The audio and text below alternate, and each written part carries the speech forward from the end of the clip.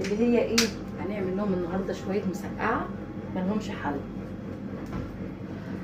تعالوا بقى ايه نحمر مع بعض البطاطس، عشان هعملها بالبطاطس. سيبنا بقى من الفراخ واللحمه، وانت داخله خلاص على عيد كبير يعني لحمه بقى والحوم ومش عارف مين. قلت ايه اما اعمل لهم النهارده شويه مسقعه كده في السريع. اصبر بس التليفون. نعمل بقى ايه شويه مسقعه كده في السريع. اول حاجه هنعمل دلوقتي مع بعض ايه، احمر البطاطس. معايا البتنجان بتاعي مقطعاه مكعبات اهو، هوريهولكوا اهو.